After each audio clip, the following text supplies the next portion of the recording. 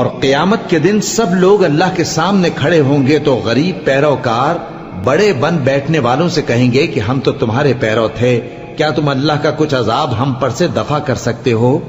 وہ کہیں گے کہ اگر اللہ ہم کو ہدایت کرتا تو ہم تم کو ہدایت کرتے۔ اب ہم گھبراہٹ ظاہر کریں یا صبر کریں ہمارے حق میں برابر ہے، کوئی جگہ رہائی کی ہمارے لیے نہیں ہے۔ اور جب حساب کتاب کا کام فیصل ہو چکے گا تو شیطان کہے گا جو وعدہ اللہ نے تم سے کیا تھا وہ تو سچا تھا، اور جو وعدہ میں نے تم سے کیا تھا وہ جھوٹا تھا، اور میرا تم پر کسی طرح کا زور نہیں تھا۔ ہاں، میں نے تم کو گمراہی اور باطل کی طرف بلایا تو تم نے جلدی سے اور بے دلیل میرا کہنا مان لیا۔ تو آج مجھے ملامت نہ کرو، اپنے آپ ہی کو ملامت کرو۔ نہ میں تمہاری فریاد رسی کر سکتا ہوں اور نہ تم میری فریاد رسی کر سکتے ہو۔ میں اس بات سے انکار کرتا ہوں کہ تم پہلے مجھے شریک بناتے تھے۔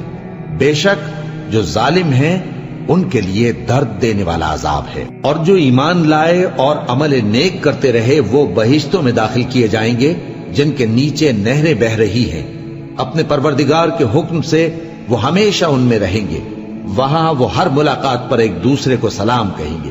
کیا تم نے نہیں دیکھا کہ اللہ نے کلمہ طیبہ کی کیسی مثال بیان فرمائی ہے؟ وہ ایسی ہے جیسے پاکیزہ درخت جس کی جڑ مضبوط ہو اور شاخیں آسمان میں پھیلی ہوں۔ وہ اپنے پروردگار کے حکم سے ہر موقع پر پھل لاتا ہو، اور اللہ لوگوں کے لیے مثالیں بیان فرماتا ہے تاکہ وہ نصیحت حاصل کریں۔